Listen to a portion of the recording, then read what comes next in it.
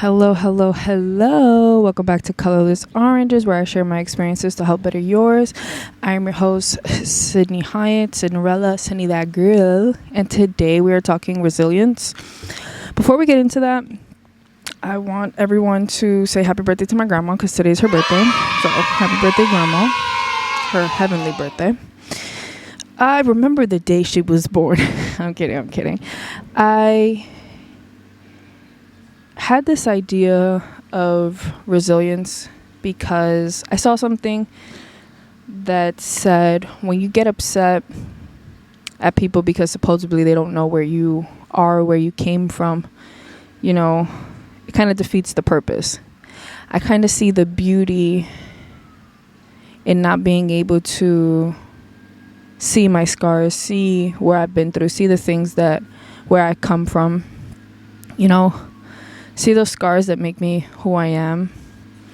I think it's important that we let go of those emotions, of those ideas, those that make you want to rage to people like, what do you mean I don't deserve this? Or, just because we did go through those negative emotions doesn't necessarily make us more. Oh, wow, that's a spider. Doesn't necessarily make us more deserving of happiness. Because I went through what I went through in my life doesn't mean that I deserve to be happier than anyone else. We're all entitled to happiness. We were born with the right to be happy.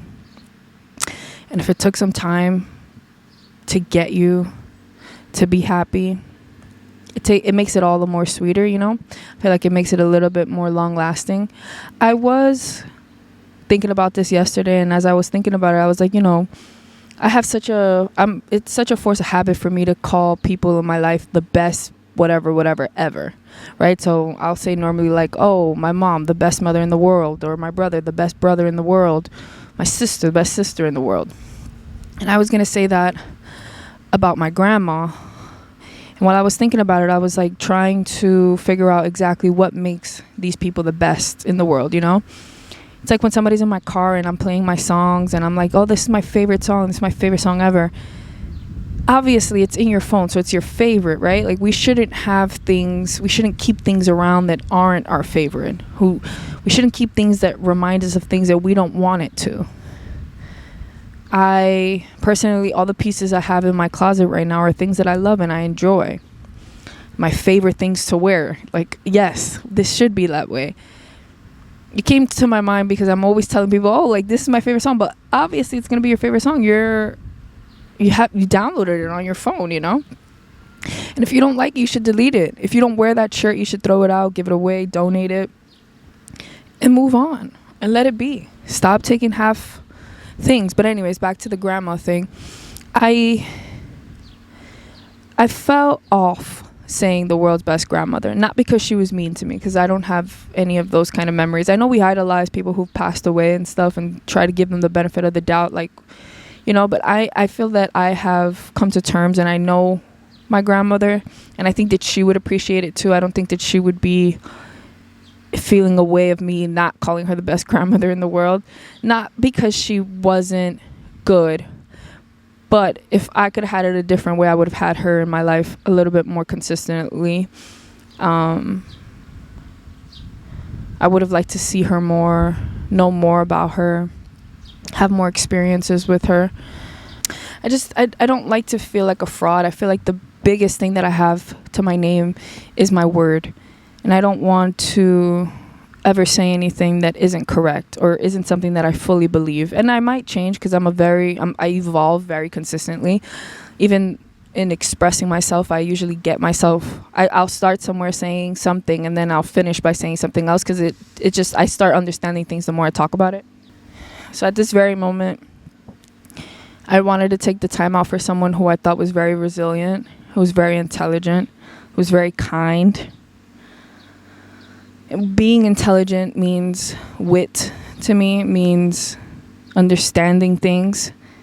She was a vagabond, a person who knew what they wanted and went and did what they wanted. without the fear of others, without anyone telling them anything. She just did what she wanted to, and I can appreciate that. I think we show a lot of resilience by having that irrational thinking. Not irrational, erratical thinking. I heard that the other day somewhere. I don't know. There was like, erratical thinking brings change. It's true. You're not getting anywhere by doing the same thing that you've done over and over and over again. Nothing changes if nothing changes, you know? I do commend her for teaching me that sometimes being stubborn can get you what you want in the end, even if it's not what everyone else wants for you. But yeah, I hope that I have her wits and her charm and her intelligence. I think she passed it down to her child, which then her child gave it to me, but I think I'm a little closer. I don't know why. I heard the other day recently too that the eggs that are in your mother's womb, they come directly from the grandma, right? So basically I'm like my grandmother's child. Which it makes sense, because if you look at like the tree, for example, very quickly, my mother and my great grandmother more similar, and me and my grandmother more similar. Like, I am dark hair, 5'7", banging body. Okay, that's my grandmother. My mom more like her grandma, which it makes sense. I mean, obviously, like, we have a lot of things that come through each line genetically, but I think that there's like a bracket that like puts the grandchild and the grandmother together. But yeah, I know she loved me and I loved her. And I think I've been understanding her a lot more these days, especially with it being her birthday today.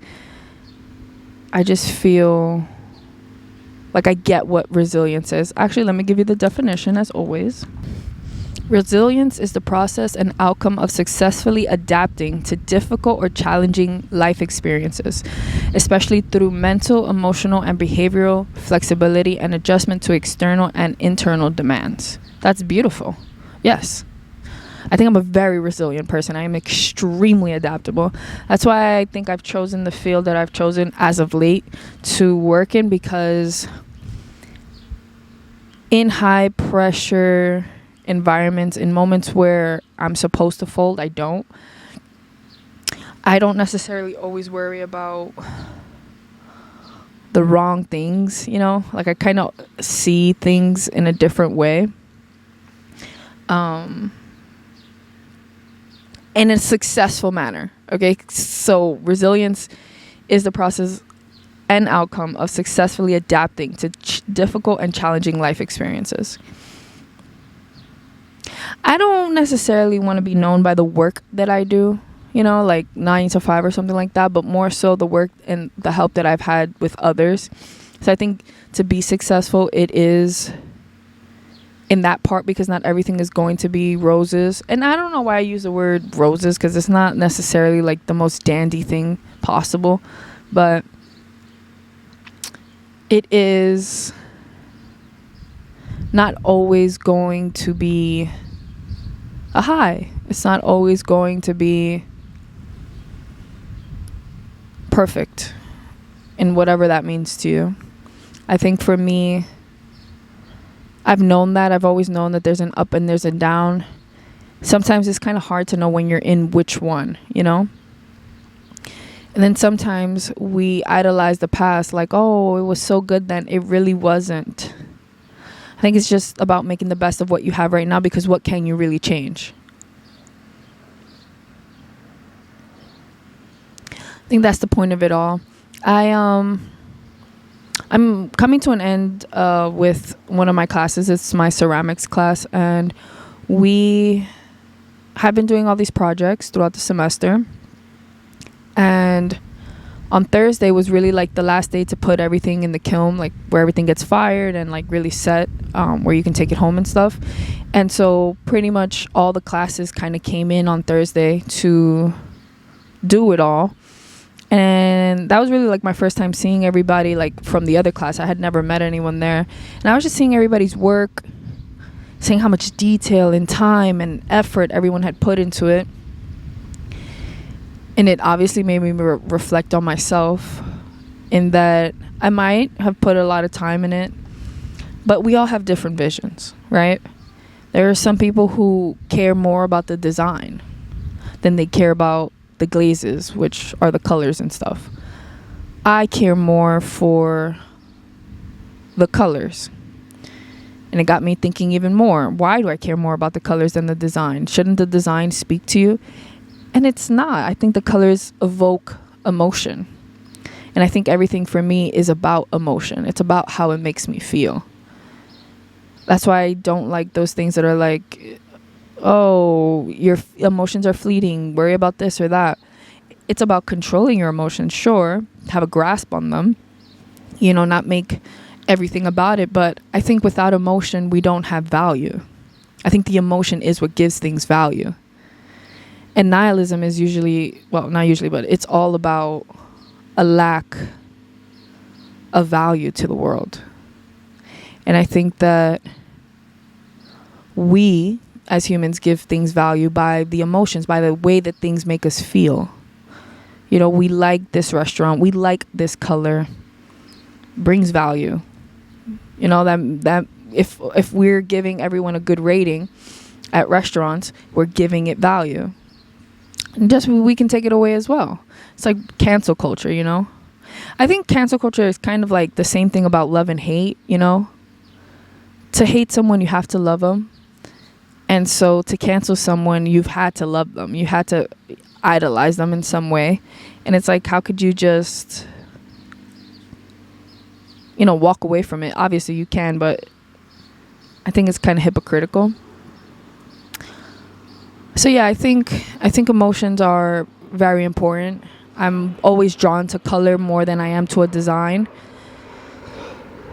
Even with the next drop that I have now for Colorless Oranges, it's a lot of everyone's ideas and talking and this and that and what do people want to see, and you should price it this way so that more people can buy it, and it grabs on people's attention. I think people just want to help. I think people just want to put their toes into what I got going on. I feel like I have mastered some sort of independence in a way where people don't really feel like they are in control of me. I don't really listen to everything I listen to it. I don't really take into consideration or revolve my life around what others are telling me to do anymore. And I think that that's why a lot of people are like, oh, you should do it like this and do this, so that they can feel like they've done something for me. I think that's kind of difficult too. Like, I keep getting a lot of questions on like, how can I help you? How can I help you? And it's like, well, not how can I help you? Nobody's asking me how can they help me. People are just doing things that they think are helpful towards me, and it's not helpful. I've kind of had to learn how to do all of this by myself anyways. So that's like, those aren't the things I feel like. Ask me how to help me and I will tell you what I need. I'm not the kind of person that I kind of just like throw a little rock and like see if you'll catch it. No, if you say, hey, what do you need help with? I will tell you exactly what it is. But I'm not in a place where I want people to offer their things, because it's not really helpful. You're gonna get a combative side out of me, not in a negative way, but for example, this person told me to put the prices, if I'm gonna charge $135, put it $134.99. I care, so I'm gonna tell you why I'm not going to do that, because I care about you and I don't want you to feel dissed or anything like that. But it's just not what I want. In my design, this is doing too much, but it's what I want. It's my form of expression. I choose color, and lately I've been choosing myself. I recently went on a solo date, not intentionally. I didn't set out from the day to go alone. I did want to go with people. It was at the end of my Wednesday class, which was my last day of that class. I had a presentation on the book True Grit. We had to read the book and watch the movie and then give our synopsis on it, like what we thought about it. And it's a good movie. What's his name? It's not Harold. John Bridges, I think that's his name, the actor. He's in there. It's a good movie. I got 100 on the presentation, and when I was leaving, I was like, I was in the mood to eat, so I wanted to go like kind of celebrate or whatever. And I was thinking about Longhorn. Some of my friends were busy. My brother is on this path of destruction of my heart. He doesn't see the point in hanging out and wanting to do things. So I went along. It was normal. It wasn't scary or anything. I don't really feel like I have a lot of fear inside of me anyways. I, however, had a good time. I ate my food, finished the whole plate actually, which I never do. Bye. Which I never do. I was proud of myself for that. Proud of myself for doing something that I said I wanted to do. I couldn't stop thinking about, though, premonitions.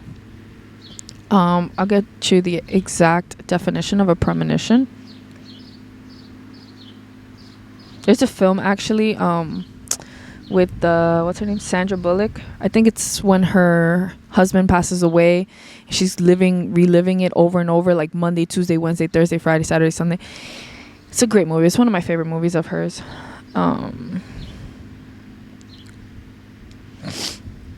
A strong feeling that something is about to happen, especially something unpleasant. Now, I don't necessarily think something bad is going to happen with what I'm about to talk about. So let me give you some backstory, some context. In December, like around my brother's birthday, I had one day that I was coming home from work and I was crying hysterical. Now, the drive from my job back home was less than like 10 minutes, but there was traffic. So these waterworks were like for 40 minutes straight. It just felt like 40 minutes. I was just crying, sobbing my eyes out as if somebody had passed away. I get to the front of my house and my mom is there. And she's like, "What's going on? Are you okay?" And I'm like, "I don't know. I'm just sad or whatever." And she had asked me if I wanted to go visit my grandmother that day. I think that was like the first day that we went to visit my grandma in the hospital. And I don't know. I never thought about it again. Time passes. And then my grandmother passed away. And during the time of my grandmother passing, like the same day, I remember my mom came to my room. She woke me up. She was crying. And I just like, oop. And I got to it, I guess. Everything was happening. I was working and my mom, and I talked about this a lot, but I think that that's what grief is. I think grief comes in all times. We don't necessarily have the exact moment of when it comes or knowing or anything of that way. So if you are feeling grief and it's been, let's say, 5 years, feel it. Let the emotion pass through you. The longer you have it bottled up, the deeper it goes. So yeah, during that whole entire time, I really didn't cry. I didn't express myself, especially not the way that I was that day when I was coming home from work. It was nowhere near the way that it was when I came out of work. So I don't know. I was kind of just trying to take care of my mom, take care of everyone that was around me, try to be there as good as I can. I think that's like a big sister thing anyways. Putting others first. It's a behavior that I've had to unlearn the past couple of years, maybe like 5 years. It's a constant battle because I just feel like if I don't put these people first, who's going to put them first? Like how are they going to be helped and how is their life? And that's just me worrying about them to avoid my own emotions. So I'm trying my hardest these days not to avoid my emotions. But anyways, back to the premonition thing. I think that my body knew what was going to happen.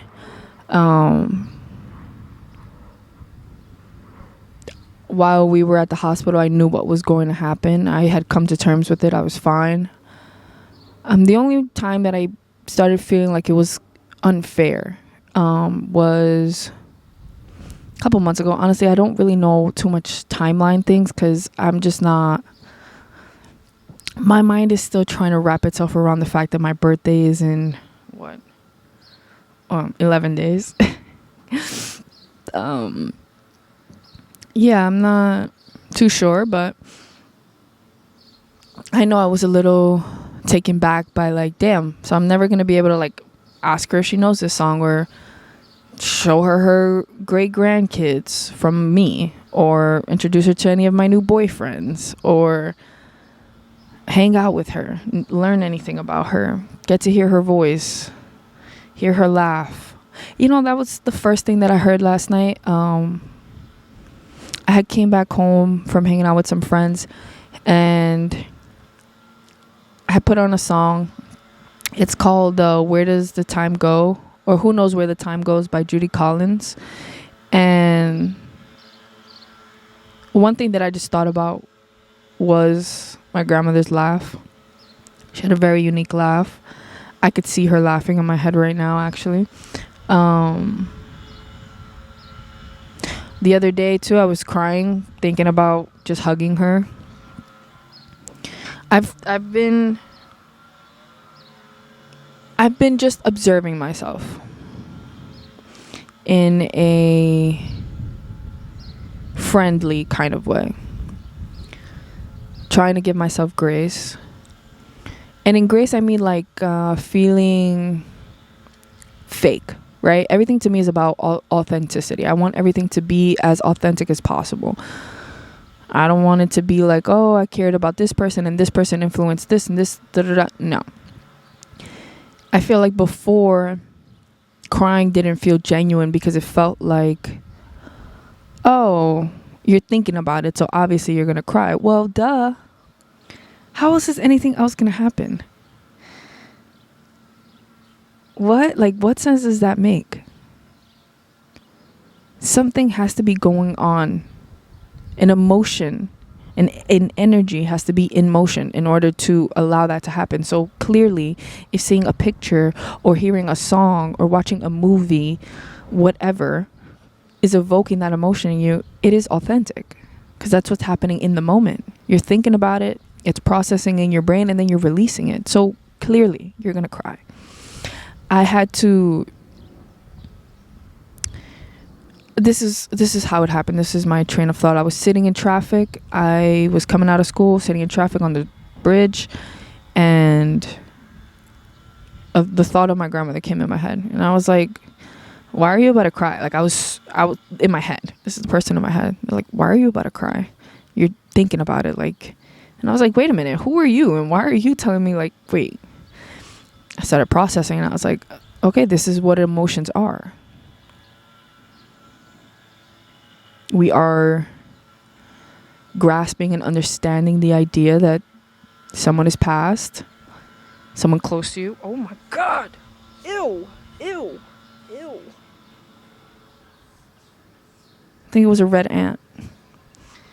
And I'm going to have to take a shower when I get upstairs. Also, I think I have OCD. And I'm trying to now... I think we talked about this last time. Let me not be so close to the damn grass.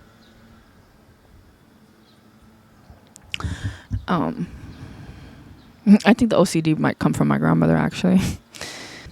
I had to combat and start observing all of the things that was coming through my mind and not allowing me to push forward. I feel like in this moment I am able to push forward. I'm not so stuck on one way or the other. One thing doesn't have to be exactly that. Things do just come and go. Emotions are fleeting. Yes, you're right. I'm like really into Harry Potter, I guess, today. My socks are Hufflepuff and my blanket, I guess, is more geared towards Hufflepuff because it is yellow. I do have a burgundy one, which we've all seen that one. But yeah, just allowing things to be. I'm not trying to pull too much from anything, just worrying about myself and what it is exactly that I need in that moment. I have been talking to myself more, doing the things that I want to do more. If I want to leave somewhere, whenever I want to leave, I will leave. I don't necessarily wait for everyone. I got really sick the other day. I got really sick the other day. I went out with some friends. I guess there was no ventilation. I wasn't drinking enough water. I had been drinking. Yeah, it's perfect. That's the exact size I was talking about. Wow.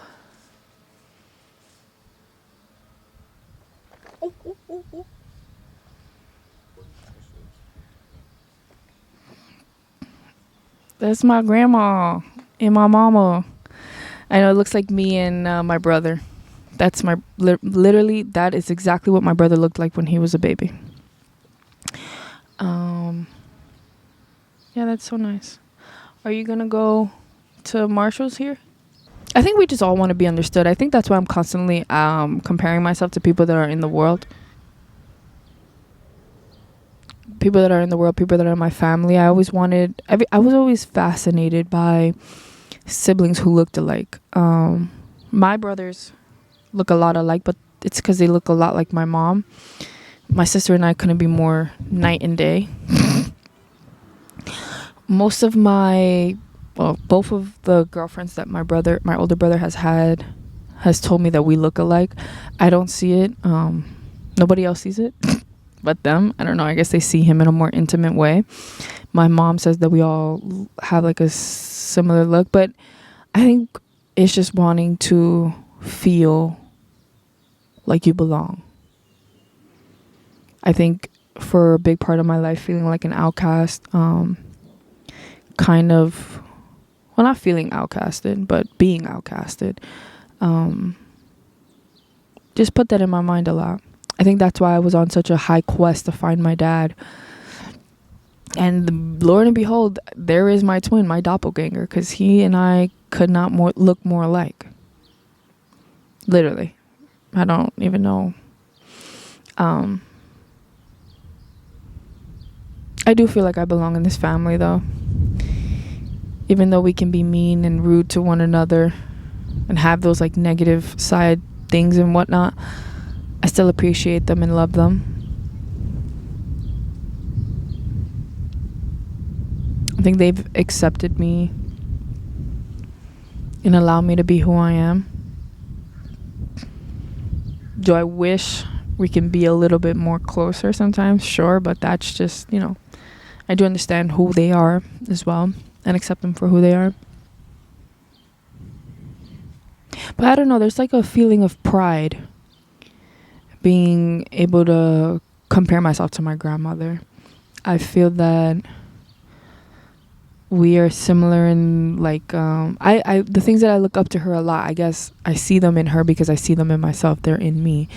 My favorite thing to say is that she was intelligent, but that's like something that it's like the best quality to me is to be intelligent. Because I know a lot of people would say, oh, kindness and stuff like that, but I feel like I've always been the one told like, oh, change your delivery, speak so that people can hear you and understand you and all of that. But I don't know. I think intelligent people understand that it's not necessarily how you say something. It's about what you're saying, and to listen to the meat of the stuff, not the fat around it. Because the things around it are just like all of the things that we've had growing up. Like I would yell a lot because I didn't feel like I was being heard, right? So there goes a little bit more of the fat. And to get into the juicy stuff, the meat, where the nutrients are, colorless oranges, is just the point. What is it? What is the meaning? What are you trying to say? What are you saying? That's why I think colors are so impactful, because it's not what design, what is the design, what is this saying, and it's the color. The color is the feeling, it's the point of it. You understand? Like, the point of the whiteness is to be clean and cut. A black collar does not make you feel the same way that a white collar makes you feel. Had I had a whole design on this, it's like, okay, and like, what are we, like, that's just not even the point. I think that's a distraction. And that's another thing I've been letting go of, is a lot of the distractions. Like, for example, today I was going to take a shower and I was getting ready to put music on, and I was like, I want time to think. I want silence. I don't want to hear anything, actually. Maybe just my own thoughts. Even last night, I didn't scroll on TikTok before going to bed. I just simply left my phone on the table and just went to bed. It's cutting out the distractions, cutting out the designs, cutting out the things, and getting to the point of it. Is it white? Is it black? Is it green? Is it red? What is it? What is it? What's the point? And I think that is the point. It's not about all of this frilly, lily, willy stuff walking around. Oh, this is nice. This is this. What is the point of it? And that's why I am not the most, like, I am extremely friendly. I make friends everywhere. I actually came to that conclusion the other day too. I was like, there was a part of me that was sad when I had realized, like, I was no longer friends with my best friend, my ex-boyfriend, and stuff like that. Like, all of these people that were in my life at one point, you know, who had seen me go through all my trials and tribulations, these people that I had said knew me really well. I was like, damn, at one point I was sad. Like, I'm never going to have friends. I'm going to be lonely. I'm going to have a wedding with no friends. Like, I'm just thinking about all these things. And Lord and behold, I'm 2 years later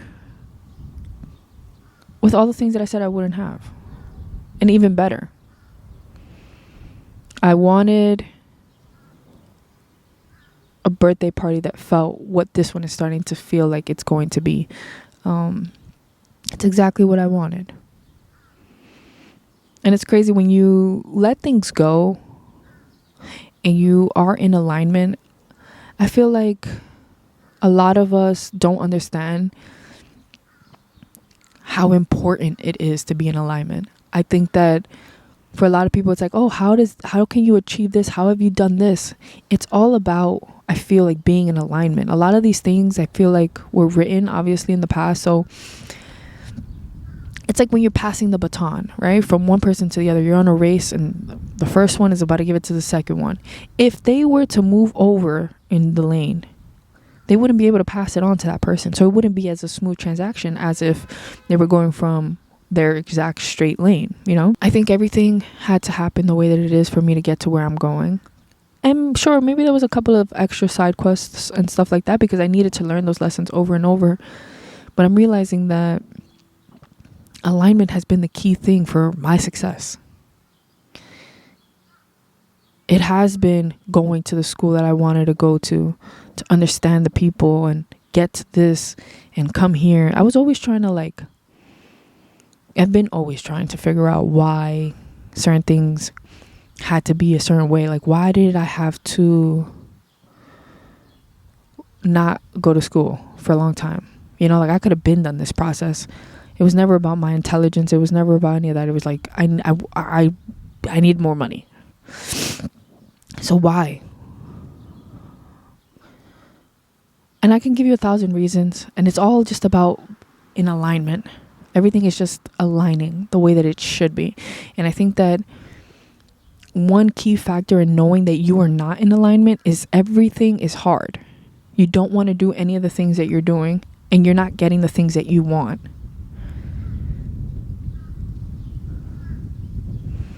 I feel like I don't know how else to say that, simplify it more or anything. I feel I want to wear a dress, so I have the dress that I want to wear. There it is. It's right there. You walk into a store and you had already told yourself, like, if I find a green shirt, I'm going to buy it.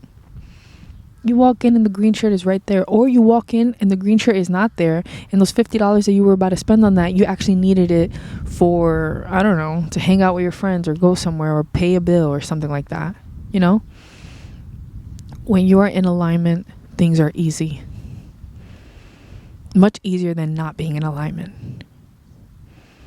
It's like driving a car. This is a perfect example, actually, because I've driven a lot of cars, many cars that were not aligned. So you're driving, you're holding the steering wheel much tighter than you would a car that's aligned. So your car is not aligned. You're holding the steering wheel. It's constantly drifting to the side, constantly drifting to the side, constantly. You can't even go over 80 miles per hour because it's going to drift even more, and it's super wobbly. Like, you got to keep your hand on the wheel.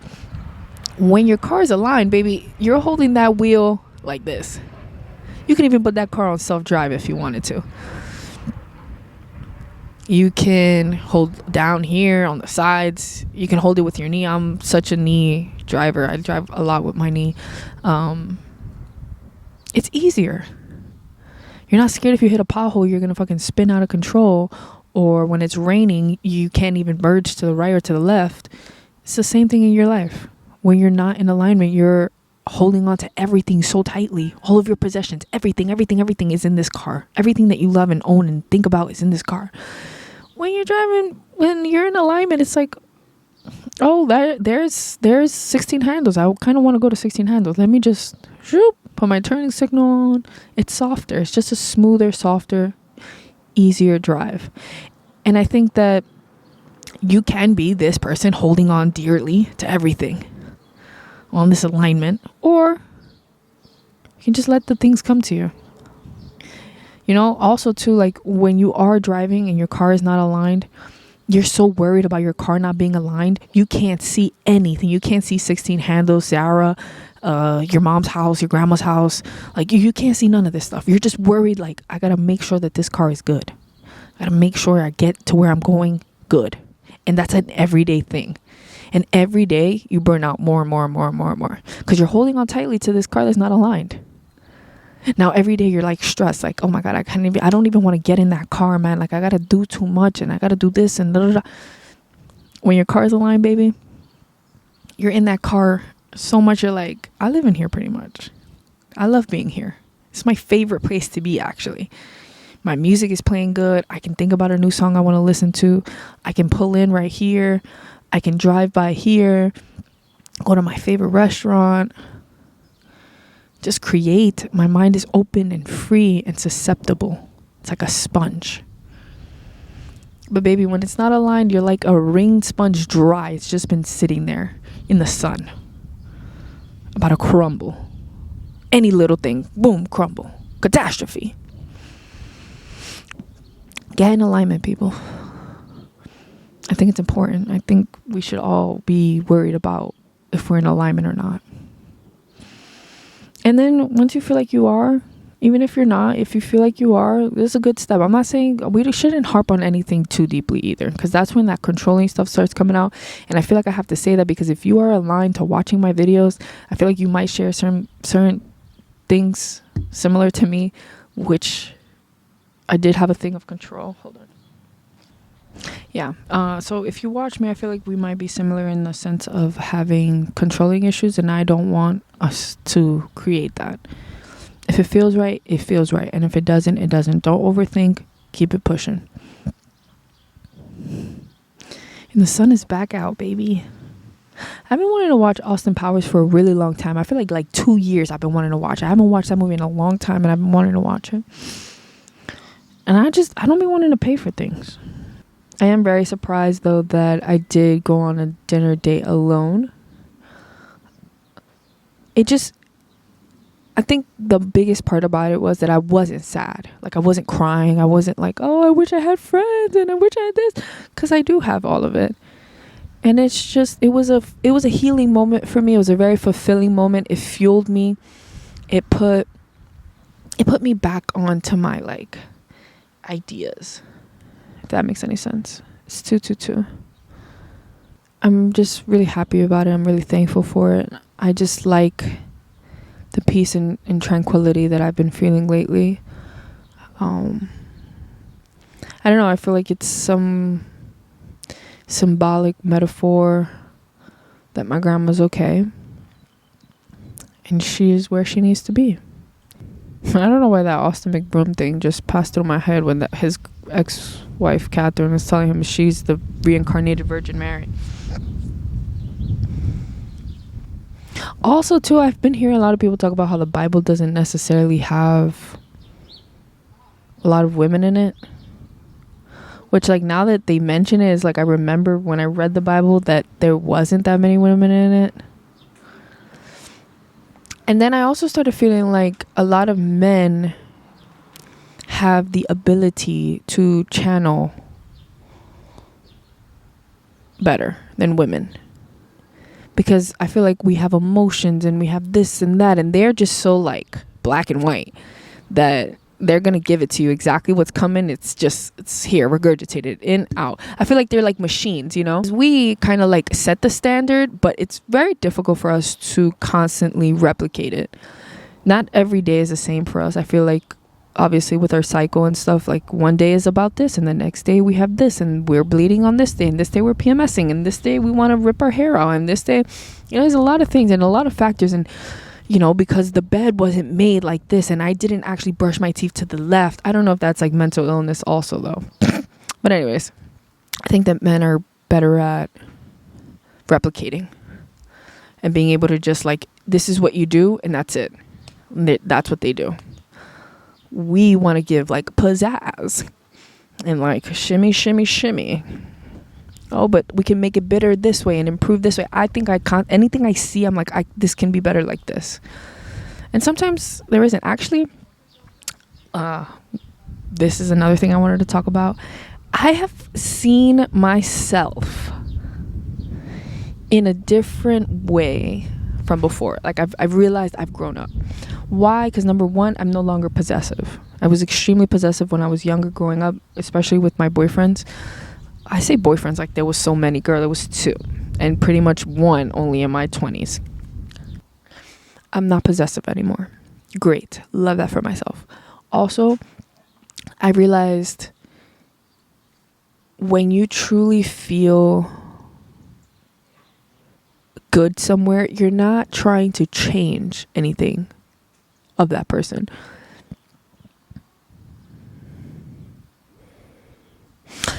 I've been fighting this idea too, because I'm like, is it that I don't want to change it because I don't feel like I have the say to do so, or because I don't feel like I have the education to do so, right? Like, I'm not gonna go into the Natural Museum of History and be like, oh well, they need to because in my mind I'm telling myself like there's somebody else who has more experience and is more qualified to talk about this, right? With certain people, I've found myself not wanting to change anything about them. I don't want to tell them anything that they need to fix because I don't think that there's anything to fix. I like everything. And I think that I've understood what it's like to like something for real. Not like the potential of it, not like it because it might one day do this or go there or take you here, but because of what it is. You know what I mean? I don't only love myself because I know whatever I deem to be successful is going to happen. You like what I did there? But because I'm just a dope person right here, right now. I'm smart, I'm kind, I'm funny, I'm loving, I am lovable. I dress well. I'm respectful. I can cook. I can clean. I can make money. I can do so many things. And I am so many things. And I am very lovable. So are you. In your own way. But yeah. I feel like there's usually people like I'll start dating somebody. I'll be like, yeah, I can help them dress. Like that guy doesn't know what he's doing. Let me help you out, baby. Or they speak improper. And so hanging out around me for a little while kind of gets them speaking proper or whatever. Oh. I had also seen something too that was talking about not trying to tell people that you are going to help them, right? Stop telling people that you're going to help them, because it kind of gives it a I'm better than you kind of thing. Like, oh, listen to me, I know all of the things. That's why I just share my experiences to help better yours. I'm sharing things with you that I've gone through. I'm not ever trying to sit here and tell you that I'm better, or it's just advice that I feel like I would have wanted to hear at any point in time that I've ever gone through anything.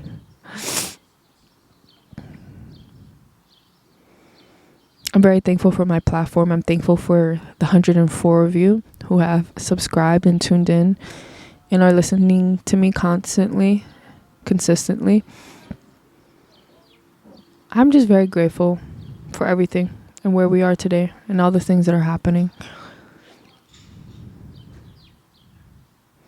I'm happy I got to share the moments that I did with my grandmother while she was here, and the moments that we have been able to share now that she's up there.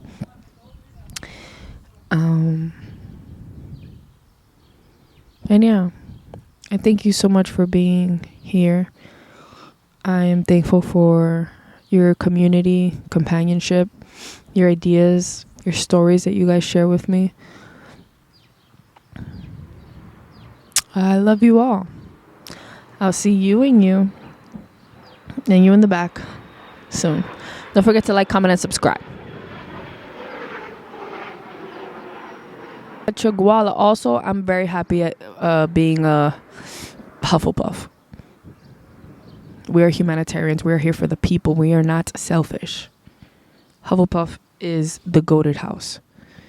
Argue with somebody else, not me. I like Slytherin though, I'm not gonna lie. Ravenclaw has never caught my eye. I like Slytherin though. Gryffindor when I'm feeling a little Iron Man-ish. Hufflepuff is where my heart is at though. Slytherin though, it can come out of me real quick. And actually, talking about that, I'm gonna watch Harry Potter today.